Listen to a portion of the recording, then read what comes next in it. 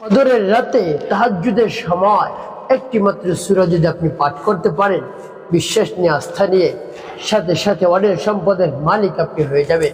আল্লাহ রাব্বুল আলামিন আপনাকে গাড়ি বাড়ির মালিক বানিয়ে দেবেন যদি কদরের রাতে তাহাজ্জুদের সময় গভীর রাতে আপনি এই একটি দোয়া মাত্র পড়তে পারেন। তো প্রিয় ভাই বোনেরা, সেই আমলটি কেমন করে করবেন আমি বলে দিচ্ছি। যদি বিশ্বাস নিয়ে সেই সূরাটি পাঠ করতে পারেন তাহলে আপনারা রিজিক নিয়ে টেনশন করতে হবে না। আল্লাহ রাব্বুল আলামিন টাকা পয়সার মালিক বানিয়ে দিবেন, অনেক সম্পদের মালিক আপনি হয়ে যাবেন। আপনি একেবারে অবাক হয়ে যাবেন যে কোত্থেকে কি হয়ে গেল, যদি পরিপূর্ণ বিশ্বাস নিয়ে আপনি গভীর রজনীতে বলতে পারেন। তো ইবাদত বন্দেগী করতে করতে যখন রাত্রে গভীর হয়ে যাবে, 3টা 3:30 বেজে যাবে, আপনি নিয়াত করে তাহাজ্জুদের নামাজ আদায় করবেন। তাহাজ্জুদের নামাজ আদায় করে নামাজের মুসল্লায় বসে আপনি এই আমলটি করা শুরু করে দেবেন। আপনি ধরে নিন তাহাজ্জুদের নামাজ আদায় করেছেন, তারপরে নামাজের মুসল্লায় বসে আছেন। এখন আমলটা আপনি শুরু করবেন। শুরুতে কি পাঠ করবেন? আপনার জীবনের গুনার কথা স্মরণ করে ক্ষমা প্রার্থনা করবেন। আল্লাহ, আমি অপরাধী, অন্যায় করেছি, যত ধরনের অন্যায় করেছি, অপরাধ করেছি, আপনি সকল ধরনের অন্যায় অপরাধ ক্ষমা করে দিয়ে আমার অন্তরকে পাক পবিত্র বানিয়ে দিন। এভাবে বলবেন। তারপর 3বার দুরূদ শরীফ পাঠ করবেন, সাল্লাল্লাহু আলাইহি ওয়াসাল্লাম, সাল্লাল্লাহু আলাইহি ওয়াসাল্লাম, সাল্লাল্লাহু আলাইহি ওয়াসাল্লাম। কেউ যখন ইস্তিগফার এবং দুরূদ শরীফ পাঠ করা হয়ে যাবে, এরপরে আপনি কি করবেন? এরপরে আপনি সেই সূরাটি পাঠ করবেন। প্রিয় ভাই বোনেরা, যখন পাঠ করবেন এরপরে আল্লাহ এবং যখন ইস্তিগফার দুরূদ শরীফ পাঠ করা হয়ে যাবে, তারপরে সেই সূরাটি পাঠ করবেন। যখন পাঠ করবেন এরপর আল্লাহ রাব্বুল আলামিনকে বলবেন, আল্লাহ, এই গভীর রজনীতে আপনার শরণাপন্ন হয়েছে, তাহাজ্জুদের নামাজ আদায় করেছি, কুদরতি কদমে সিজদা দিয়েছি।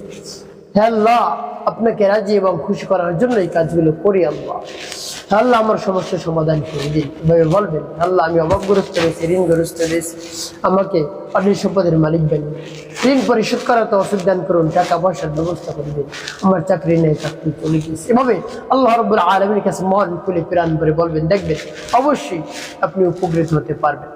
প্রিয় ভাই বোনেরা, এভাবে ইস্তিগফার দুরূদ শরীফ পাঠ করা হলে সেই সূরাটি পাঠ করবেন। সূরাটি পাঠ করে পরবর্তীতে কি করবেন বলে দিচ্ছি।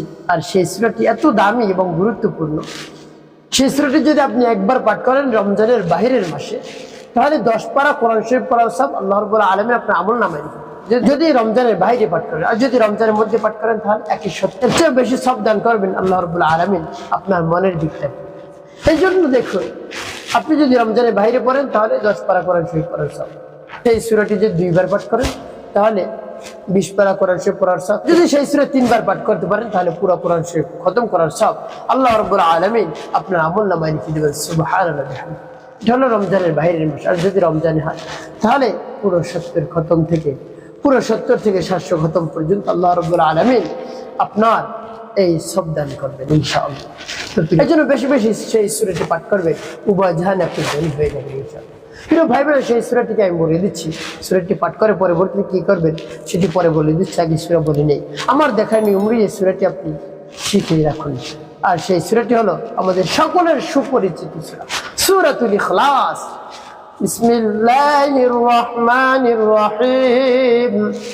قل هو الله أحد الله الصمد لم يلد ولم يولد ولم يكن له كفوا أحد। তো যখন সূরাতুল ইখলাস পাঠ করে যাবেন, তারপর আপনি আবার পাঠ করবেন, বিসমিল্লাহির রহমানির রহিম। قل هو الله أحد الله الصمد لم يلد ولم يولد ولم يكن له كفوا أحد। পাঠ করে সবাই। তারপর আপনি মনে ধরে নিয়ে আবার পাঠ করবেন, বিসমিল্লাহির রহমানির রহিম। قل هو الله أحد الله الصمد لم يلد ولم يولد ولم يكن له كفوا أحد। পাঠ করা শেষে ভাই প্রিয় ভাই ভাই এভাবে কতবার পাঠ করবেন? এভাবে গুরুগুর 41 বার আপনি পাঠ করবেন।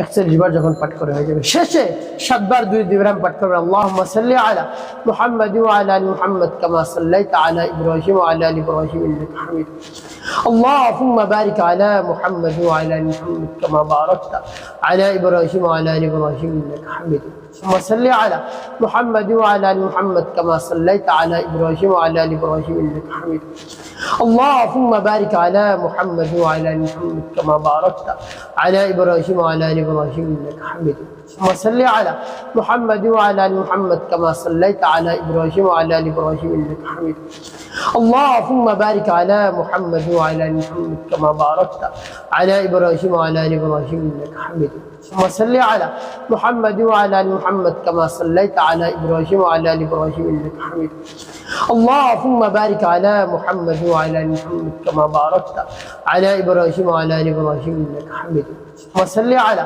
محمد وعلى ال محمد كما صليت على ابراهيم وعلى ال ابراهيم انك حميد اللهم بارك على محمد وعلى ال محمد كما باركت على ابراهيم وعلى ال ابراهيم انك حميد এভাবে যখন দুরূদ ইব্রাহিম পাঠ করা হয়ে যাবে দিকে থেকে প্রিয় ভাই বোনেরা রাত্র গভীর আল্লাহ রাব্বুল আলামিন দুনিয়ার আকাশে সে মানুষদেরকে ডাকতে থাকেন বান্দাদেরকে ডাকতে থাকেন আর কদরের রাত্রি বৃহস্পতিবার রাত্রি আপনি যদি আল্লাহ রাব্বুল আলামিনের কাছে সেই সময় বলতে পারেন আল্লাহ আমি অভাবগ্রস্ত ঋণগ্রস্ত হতাশাগ্রস্ত আমি অভাব অনটনে পড়ে আছি আপনি আমাকে সাহায্য করুন এভাবে যদি বলতে পারেন মন খুলে প্রাণ ভরে বিশ্বাস রেখে অবশ্যই আপনার সকল দোয়া দরখাস্ত আল্লাহ রাব্বুল আলামিন কবুল করে নেবেন ইনশাআল্লাহ একটি কথা মনে রাখতে হবে 5 ওয়াক্ত নামাজ আদায় করতে মানুষের কল্যাণে খিদমতে কাজ করবেন অবশ্যই আপনার জীবন হবে সুখময় এবং শান্তিপূর্ণ ইনশাআল্লাহ।